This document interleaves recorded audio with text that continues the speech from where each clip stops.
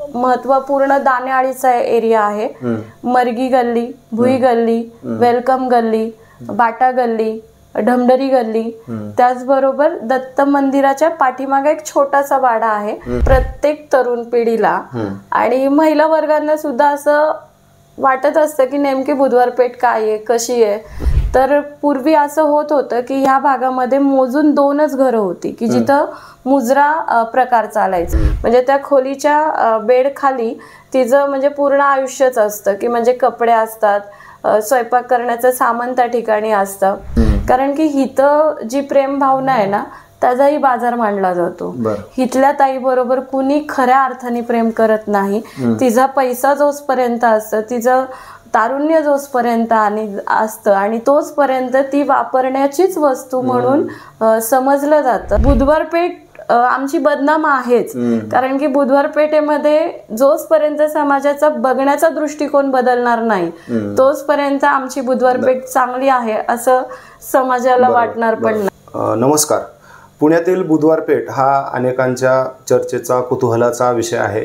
पुण्यातील बुधवार पेठ आणि बुधवार पेठेमध्ये चालणारा वेश्या व्यवसाय हा महाराष्ट्राच्या कानाकोपऱ्यामध्ये चर्चेला जातो। याविषयी अनेकदा गुपचूप किंवा खाजगीमध्ये याबद्दल बरीच चर्चा होत असते, परंतु आज आपण या भागामध्ये चालणारा वेश्या व्यवसाय याच्याबाबत अगदी खुलेपणानं बोलणार आहोत आणि या भागामध्ये व्यवसाय कसा चालतो, या ठिकाणी नेमकं काय होतं, मुली कशा पद्धतीने येतात, एकंदरीत त्यांचं जीवन कशा पद्धतीने व्यतीत होतं याबद्दल आपण आज सर्व जाणून घेणार आहोत। आज आपल्यासोबत ह्याबद्दलची सर्व माहिती सांगण्यासाठी समाजसेविका अलका गुजनाळ मॅडम आपल्यासोबत आहेत।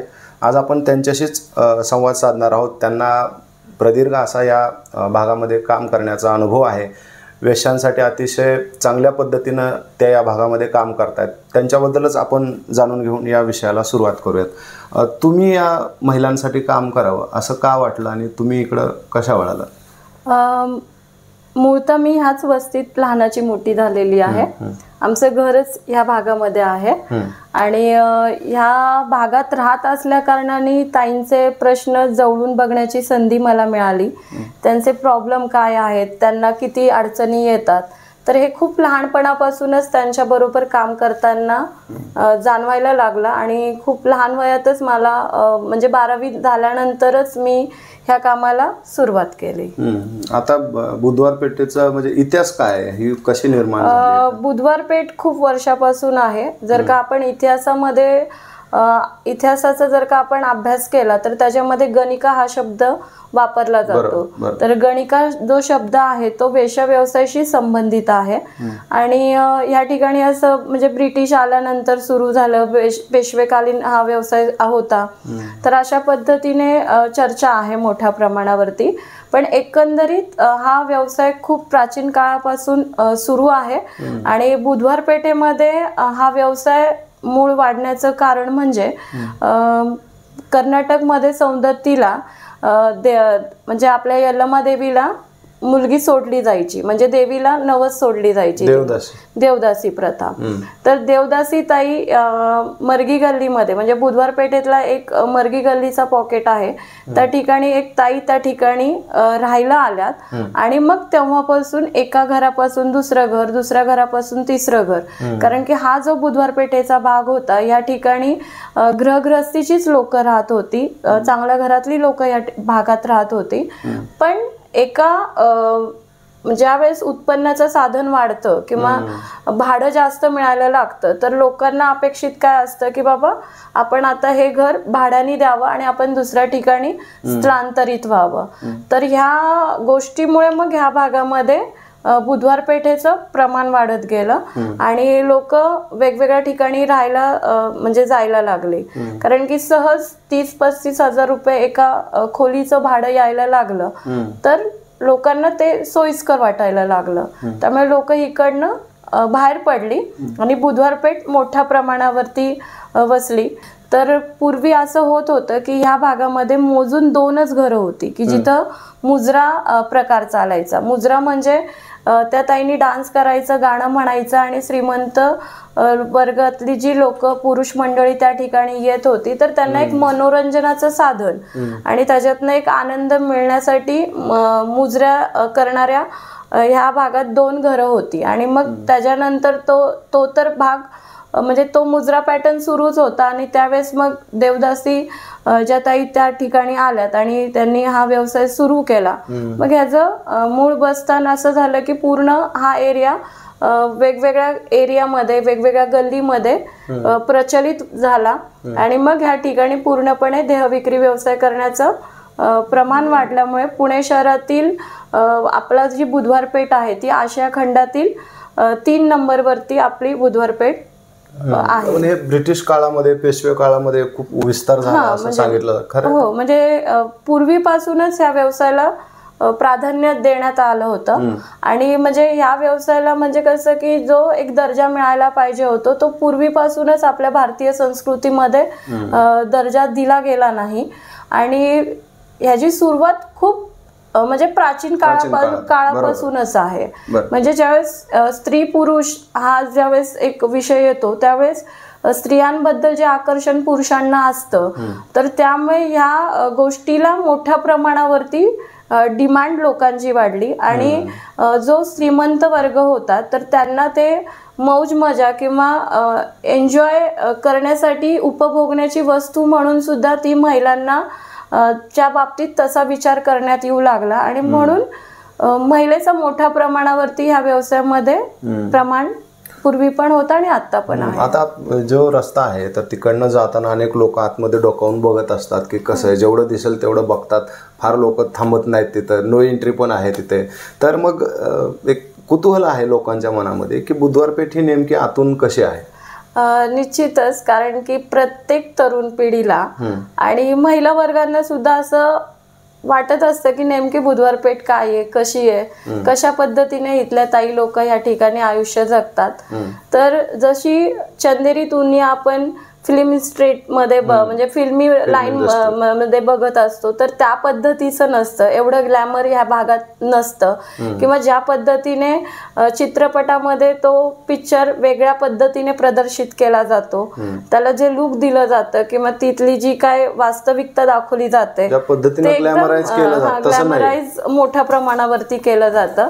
तसं मात्र आमची बुधवार पेठ नाहीये आणि आमच्या बुधवार पेठेमध्ये लोकांचं जे आयुष्य आहे ते जगणं खूप अवघड असतं, कारण की 10 बाय 10ची खोली असते आणि ह्या 10 बाय 10च्या खोलीमध्ये म्हणजे हवा येणं म्हणजे ऑक्सिजन त्या ताईला घेणंच खूप अवघड विषय असतो. म्हणजे जे काय बिल्डिंग्स आहेत त्या बिल्डिंग मध्ये चढताना सुद्धा दोन्ही बाजूनी गुटखा खाऊन थुकलेला जो प्रकार असतो किंवा एक काळाकुट्ट अंधार जो म्हणतो तसं त्यांचं जगणं असतं.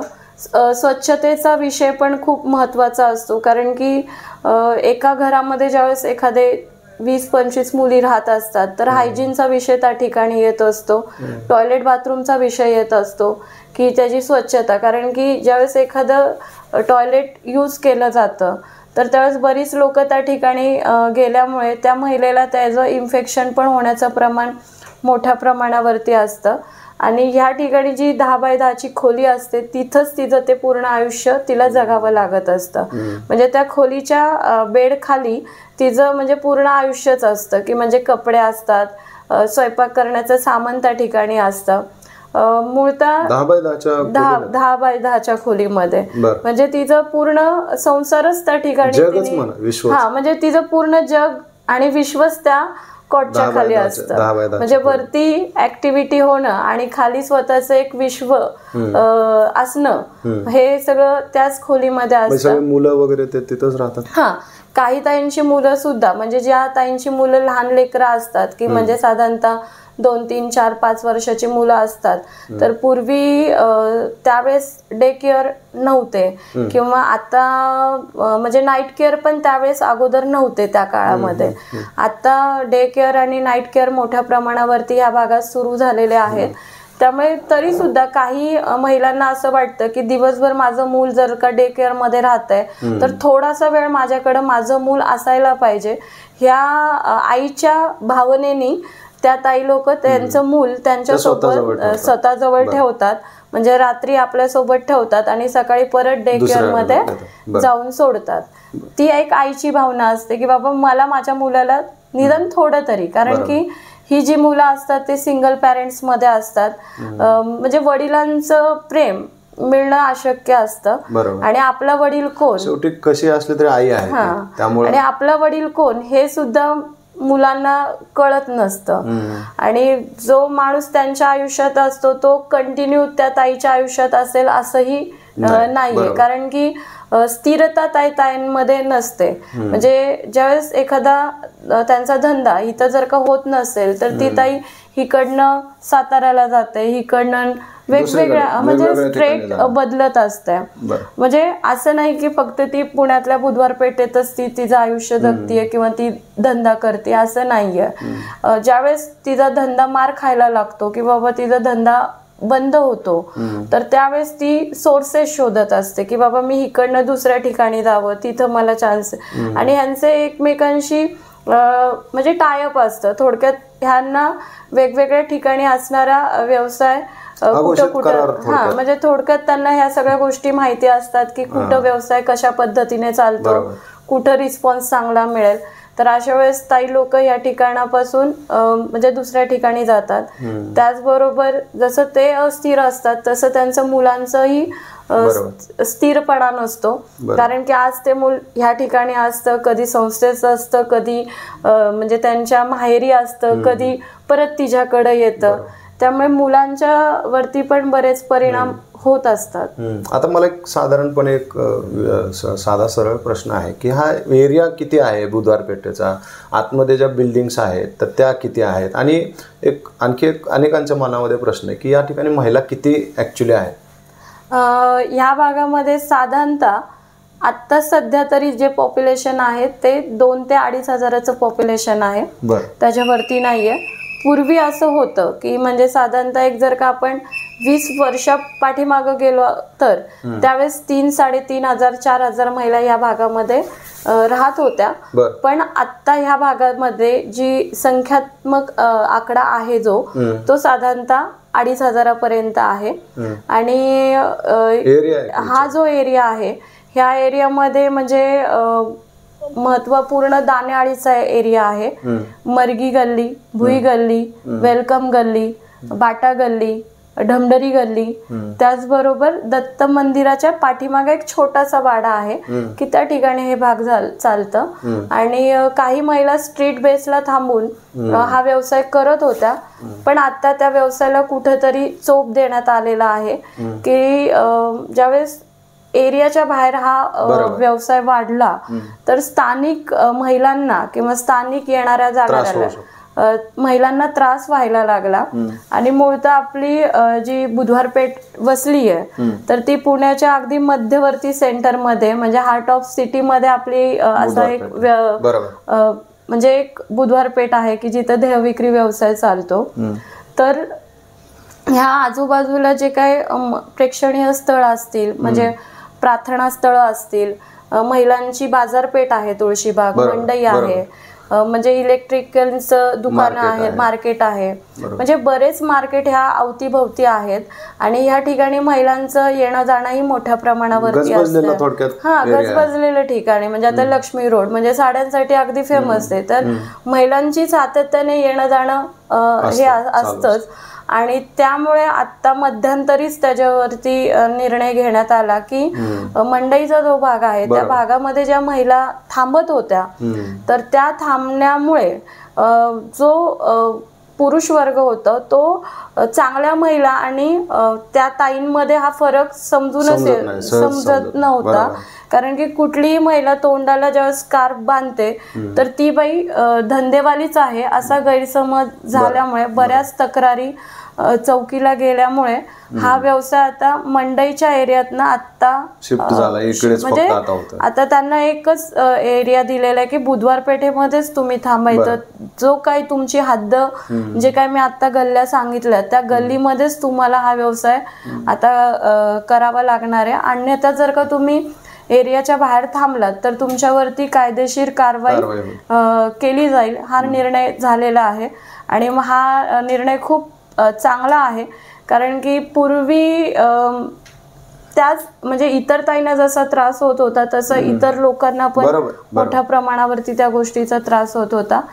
तर खूप वर्षानंतर का होईना पण आता जो निर्णय घेतलेला आहे तो अतिशय योग्य निर्णय आहे की एक एरिया की जो त्यांचा आहे, तो त्यांच्या हक्कासाठी आहे. ठीक आहे, त्याच्यामध्ये बरेच तोटे पण होतात, त्यांना त्रास होतोय. ज्या मंडईत थांबणाऱ्या ताई आहेत त्या त्रस्त झालेल्या आहेत की वर्षानुवर्ष आम्ही या भागामध्ये थांबत होतो, करत होतो, मग त्यावेळेस आम्हाला काही करण्यात नाही आलं. मग आता कसं काय आमच्यावरती बंधनं आली, आता आम्हाला का त्रास दिला जातो? तुमच्या मते जो निर्णय झाला तो योग्य? हा, माझ्या मते तो निर्णय योग्य आहे. आणखी तुम्ही आता बोलताना उल्लेख केला की काही वर्षांपूर्वी खूप जास्त प्रमाणात या भागात महिला होत्या, आता ते प्रमाण कमी झाल्याचं तुम्ही सांगताय. काय, कशामुळे झालंय? पूर्वी कसं होत होतं की लोकांना बुधवार पेठ हा व्यवसाय म्हणजे रेड झोन, लाल बत्तीचा एरिया किंवा म्हणजे नाही का ह्या भागामध्ये रेड लाईट एरिया हा फेमस होता. आता कसं झालेलं आहे की ह्या व्यवसायाला सुद्धा वेगवेगळे म्हणजे दिशा मिळालेल्या आहेत किंवा वेगवेगळे मार्ग सुरू झालेले आहेत. म्हणजे पूर्वी जर का एखाद्या पुरुषाला कामवासना पूर्ण करायची असेल तर तो बुधवार पेठेमध्येच येत होता. मग तो खालचा म्हणजे अगदी गरीबातला माणूस असेल किंवा श्रीमंत व्यक्तीपर्यंत, म्हणजे त्यांच्या डोक्यात एकच होतं की बुधवार पेठ आहे त्या कामासाठी. पण आता असं झालेलं आहे की ह्या व्यवसायामध्ये बरेच बदल झालेले आहेत. मग त्याच्यामध्ये कॉल गर्ल हा पॅटर्न आहे, त्याचबरोबर लॉस सिस्टीमला हा व्यवसाय चालतो, हाय प्रोफाईल मध्ये हा व्यवसाय चालतो. स्पा, मसाज पार्लर जे आहेत की जे नावाला असं वाटतं की बाबा तिथं म्हणजे स्पाचं काम चालतंय किंवा प्रॉपरली मसाज पार्लर आहे, पण त्या आतमध्ये जे काय चालतंय ते म्हणजे हा व्यवसाय चालतो त्या भागात. ते कधी कधी उघडकीस येतं, कधी कधी नाही येत, कधी कधी तो विषय लपला जातो. पण आता हा व्यवसायाला वेगवेगळ्या ठिकाणी सोर्सेस वाढलेत. म्हणजे बऱ्याच ठिकाणी हा व्यवसाय मोठ्या प्रमाणावरती विस्तारित झाल्या कारणाने बुधवार पेठेमध्ये येणाऱ्या लोकांचा जो कल आहे तो कमी होत गेला आणि मग व्यवसायासाठी महिला बाहेर पडायला लागल्या. थोडक्यात असं आहे की ही जी गल्ली जी बदनाम झालेली आहे गल्ली, त्या बदनाम गल्लीत येण्यापेक्षा त्यांना तेच सुविधा बाहेर मिळायला लागल्या. बाहेर मिळायला जिथं जर का त्या पुरुषाला सगळ्या गोष्टी व्यवस्थित मिळत असतील, जी गोष्ट तो इथं येऊन करणार होता, लपून छपून करणार होता, म्हणजे कुणी आपल्याला बघू नये म्हणून तोंडाला रुमाल बांधत होता, मास्क लावत होता, पण आता जर का त्याला तीच गोष्ट त्याला थोडेसे पैसे जास्त देऊन जर का त्याला ठिकाणी जर का मिळत असेल, व्यवस्थित सुरक्षितता मिळत असेल, तर तो इथं कशाला येईल? कारण की ह्या भागामध्ये ज्यावेळेस येतं मग पोलिसांची पूर्वी रेड मोठ्या प्रमाणावरती पडायची, मग त्या रेडमध्ये लोकांची म्हणजे नाही का पळापळी होणं किंवा त्यावेळेस मग बऱ्याच गोष्टींना गडी माणसांना म्हणजे कायदेशीर मध्ये पण अडकलं जायचं किंवा पोलीस लोक ज्यावेळेस त्यांना धरायचे तर मग ते त्यावेळेस त्यांना एक मनात भीती वाटायची की माझ्या घरच्यांना कळालं तर, माझ्या आईला कळालं तर, म्हणजे माझ्या मित्र परिवारांना जर का कळालं तर मग मला इज्जत मिळणार नाही. कारण की हा जो व्यवसाय आहे ह्या व्यवसायाला म्हणजे हा व्यवसायामध्ये आनंद घेण्यासाठी खूप लोक इच्छुक असतात, पण ते नाव घ्यायला नाही पाहिजे किंवा त्या व्यवसायामध्ये म्हणजे त्या व्यवसायाच्या बाईकडे मी जाऊन आलोय हे कोणी ओपनली बोलत नाही. कारण की तो एक सिग्मा आहे आणि तो सिग्मा तो कायमस्वरूपी आहे, खूप वर्षानुवर्ष आहे की बुधवार पेठ आमची बदनाम आहेच. कारण की बुधवार पेठेमध्ये जोपर्यंत समाजाचा बघण्याचा दृष्टिकोन बदलणार नाही तोपर्यंत आमची बुधवार पेठ चांगली आहे असं समाजाला वाटणार पण नाही. आपण ह्या विषयावर पुढे बोलूया, पण आता तुम्ही त्याच्या अगोदर बोलताना एका मुद्द्याचा उल्लेख केला, कॉल गर्ल्सचा. तर आता कॉल गर्ल्स आणि इथं व्यवसाय करणाऱ्या ज्या महिला आहेत तर त्याच्याकडे समाजाचा बघण्याचा दृष्टिकोन खूपच वेगळा आहे. म्हणजे कॉल गर्ल्सला एक स्टँडर्ड मानलं जातं, पण इकडे जे व्यवसाय करतात तर त्यांना अगदी तुच्छ समजलं जातं. याच्याकडे तुम्ही कसं बघता? मूळतः मला तर वाटतं की आमच्या ज्या ताई लोक ज्या थांबतात, ज्या ओपनली हा व्यवसाय करण्यासाठी थांबतात, तर ह्यांना सुद्धा कुठंतरी भीती आहे, असं नाहीये की भीती नाहीये, पण तरी सुद्धा पोटाची खळगी भरण्यासाठी, पोटाची उपजीविका भरण्यासाठी, कुटुंब चालवण्यासाठी त्या बुधवार पेठेत ओपनली हा व्यवसाय करतात, थांबतात की. पण जे बाहेर जे सिस्टीमला चाललंय, म्हणजे कॉल गर्ल म्हणून की ज्या बऱ्याच शिक्षणासाठी असेल किंवा वेगवेगळ्या कामासाठी ज्या तरुण महिला, तरुण युवा पिढी महिलांची जी आहे ती ह्या व्यवसायामध्ये अडकतीये आणि ती पण मोठ्या प्रमाणावरती अडकलेली आहे. आणि कसं होतं की सहजासहजी जो पैसा मिळतोय म्हणजे खर्च करण्यासाठी, म्हणून ह्या व्यवसायाकडे जो बघण्याचा कल तरुण मुलींचा जो आहे, त्यामुळे त्यांचं जे जीवन आहे ते अगदी व्यवस्थित आहे. त्यांचे रेट त्यांना चांगल्या पद्धतीचे भेटतात आहेत. म्हणजे त्यांच्याकडे बघण्याचा म्हणजे तो एक स्टँडर्ड पणा त्यांना दिला जातो.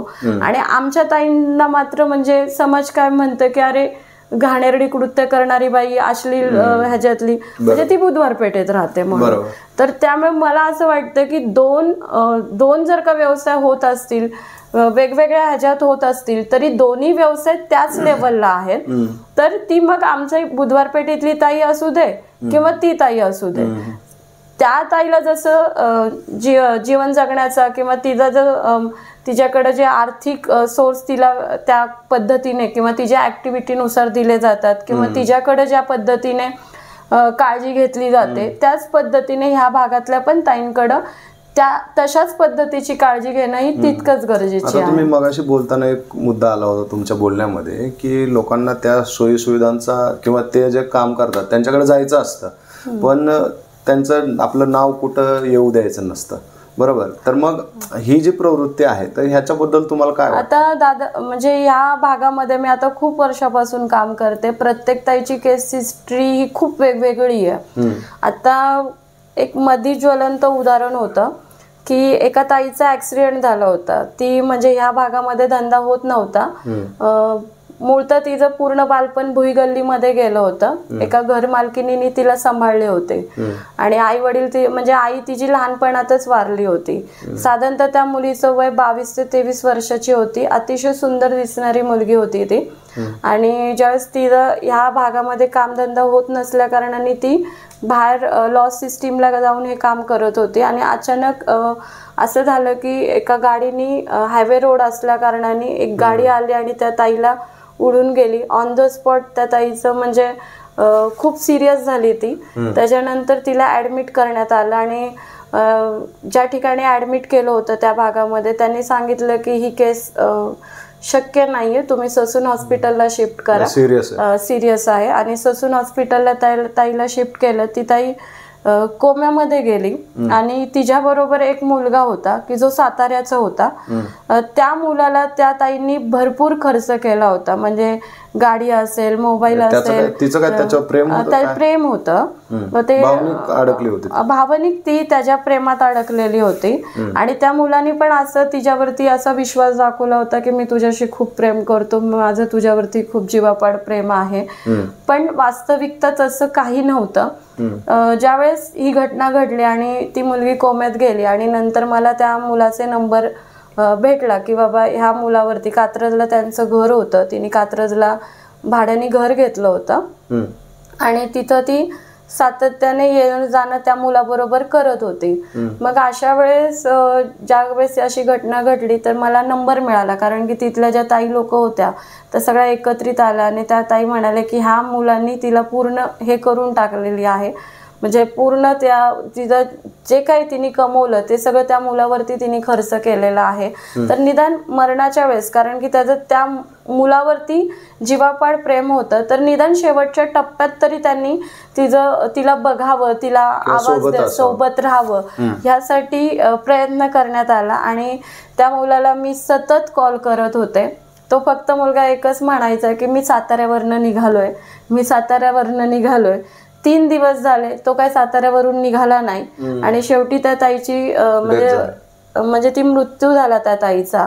आणि परत मी ज्यावेळेस त्याला कॉल केला तर त्याला मी एकच म्हटलं की तू आता बाबा साताऱ्यावरनं निघू नको, परत एखाद्या मुलीच्या प्रेमाच्या भावनेशी खेळू नको, कारण की हिथं जी प्रेम भावना आहे ना त्याचाही बाजार मांडला जातो. हिथल्या ताई बरोबर कुणी खऱ्या अर्थाने प्रेम करत नाही.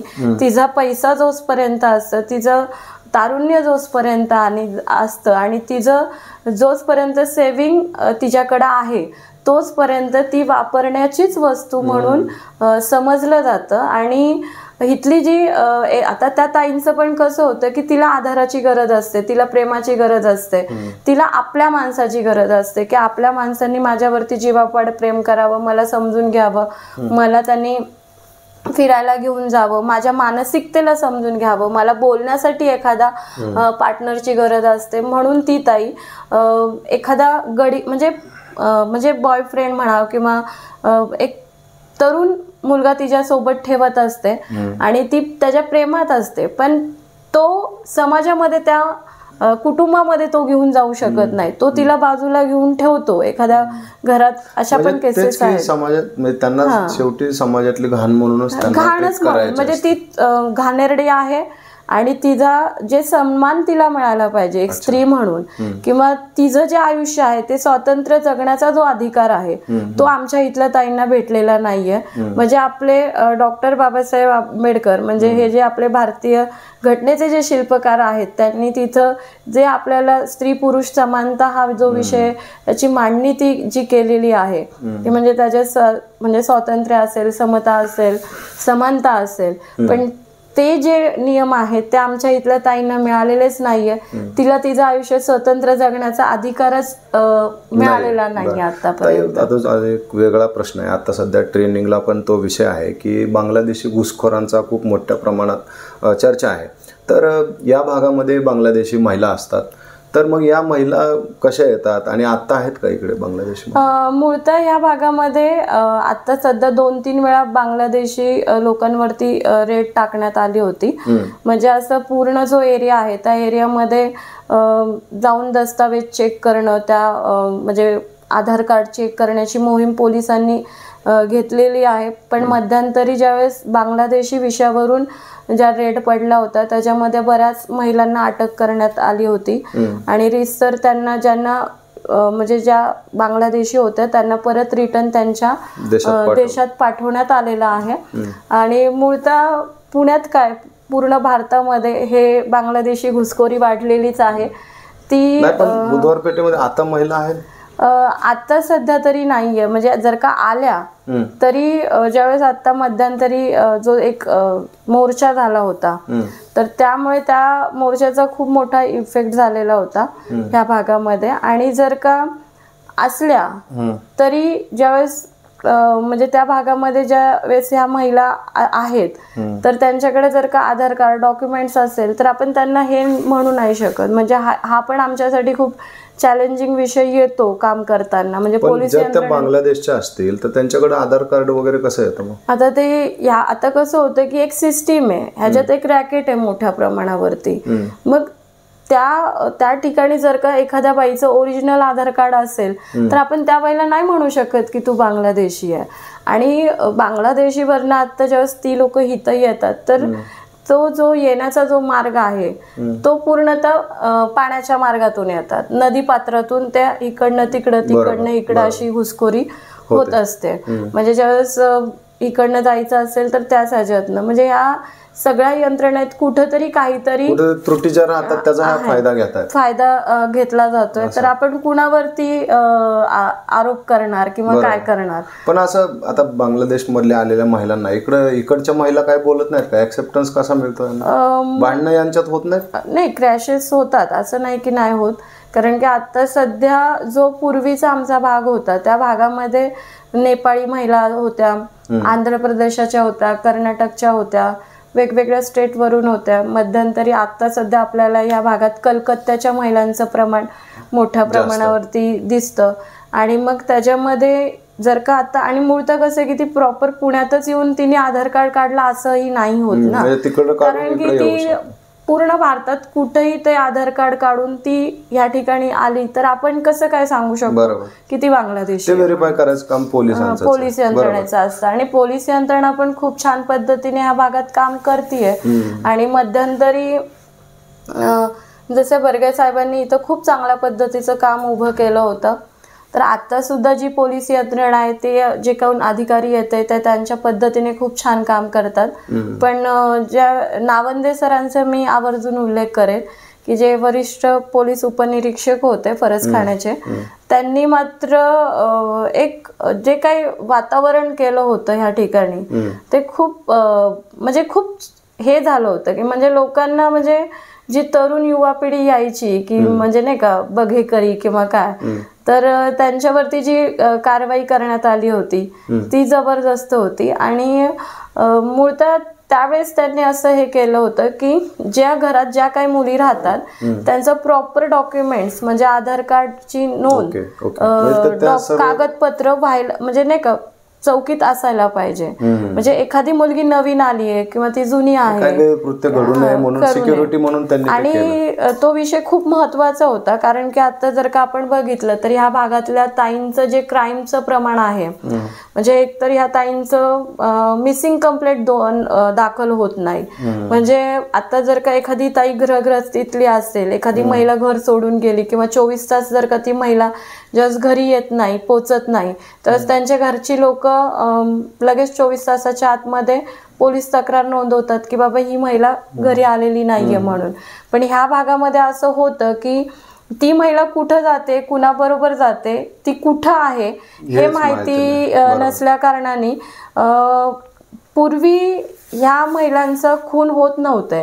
पण आता जर का आपण महाराष्ट्राचा ओव्हरऑल विचार केला तर महाराष्ट्राचं किंवा इतर भागातलं पण कधी कधी असं होतं की वेगवेगळ्या स्टेटवरून पण पोलीस यंत्रणा या ठिकाणी येते, एक फोटो आणतात की जिथं त्या महिलेचा छिन्न विछिन्न पद्धतीने त्या महिलेला मारून टाकलेलं जातं. आता एक मध्ये एक जस्ट एक उदाहरण होतं की एक घटना अशी घडली होती की त्या महिलेला पूर्ण त्या माणसाने म्हणजे जाळून टाकलं होतं. म्हणजे तिचं शरीर अर्ध जळालं होतं आणि अर्ध शरीर जळाल्यानंतर त्यांनी पूर्ण घरामध्ये परफ्यूम वगैरे मारलेलं होतं. परफ्यूम मारल्यामुळे पावसाळ्याचे दिवस होते तर ती डेड बॉडी म्हणजे नाही का सडून नंतर त्याचा तीव्र वास यायला लागला. मग त्यावेळेस लोकांना कळालं की बाबा तिथं खून झालेला आहे. आणि मग त्यावेळेस ते रिसर त्याच्यावरती काम करण्यात आलं आणि ते जे खून केला आता तो पण तिचा म्हणजे जो पार्टनर होता त्यांनीच केला. आत्ता मध्ये एक ज्वलंत घटना घडली होती की दोघं नवरा बायको म्हणूनच होते, ते खूप दिवसापासून रिलेशनशिपमध्ये होते. त्या ती बाईच्या आयुष्यात एक परत दुसरा पुरुष आला आणि म्हणून त्याला राग अनावर झाला आणि त्यांनी त्या महिलेच्या डोळ्यात सुरा खुपसला. ही घटना आता ज्वलंतच घडली होती. त्याच्यानंतर मध्यंतरी अशी एक घटना घडली होती कात्रजला की वेटरनी एका महिलेचा खून केला होता. त्याचं कारण काय होतं की ती महिला दारू पिऊन त्याला त्याच्या आई बहिणीवरनं शिवीगाळ करत होती आणि त्याला ते वेटरला ते असह्य झालं आणि म्हणून त्या वेटरनी तिचा खून केला. मध्यंतरी या भागामध्ये आणखीन एक विषय असा होतोय की आत्महत्येचं प्रमाण वाढलेलं आहे की वेश्या व्यवसाय करणाऱ्या ज्या ताई लोक आहेत किंवा त्यांची जी मुलं आहेत किंवा अशा घटना, आता हे कसं की मी काम करते म्हणून या घटना आमच्यापर्यंत येतात किंवा एखाद्या ताईचा ज्यावेळेस मृत्यू होतो तर त्यावेळेस पंच म्हणून मी त्या ठिकाणी जात असते. त्याचबरोबर जर का त्या ताईचं बेवारस असेल, तिचे कोणी नातेवाईक वगैरे नसतील तर त्यांचा अंतिम संस्कार करण्याचा भाग आपण ह्या भागामध्ये करतो. त्यामुळे एखादी कुठली या महिलेचाही मृत्यू झाला तर आपल्याला ते कळतं. दुसरी गोष्ट म्हणजे ज्या ठिकाणी दुसऱ्या एरियामध्ये वगैरे जर का खून झाला तर त्या महिलेचा फोटो घेऊन, कारण की एखाद्या महिलेचा शोध घेणं खूप अवघड जातं आणि त्यावेळेस त्यांची जी अवस्था असते म्हणजे ज्या फोटोमध्ये आम्हाला जी अवस्था दिसते, कारण की जर का ती ग्रहग्रस्तीची महिला असते तर तो तपास लागतो, पण कधी कधी इतकी ती बॉडी म्हणजे खूप खराब झालेली असते की ते ओळखणं अशक्य होतं. आणि मग अशा वेळेस ती तो फोटो घेऊन ज्यावेळेस आम्ही पोलीस यंत्रणेबरोबर, किंवा कसं होतं की पोलिसांना काही लोक घाबरतात, त्यांना असं वाटतं की आम्हालाच त्या गोष्टीचा त्रास होईल, कारण की एखादी घटना एखाद्या महिलेला जर का त्या ओळखलं त्यांनी, तरी त्यांना पुढे जाऊन आपल्याला त्रास नको म्हणून ओपनली ह्या घटनेला कुणी शेअरिंग करत नाही किंवा बोलत नाही. आणि मग अशा वेळेस एक जवळची व्यक्ती, विश्वासातली व्यक्ती म्हणून आम्ही तो फोटो घेऊन त्यांना आजूबाजूला ते विचारत असतो.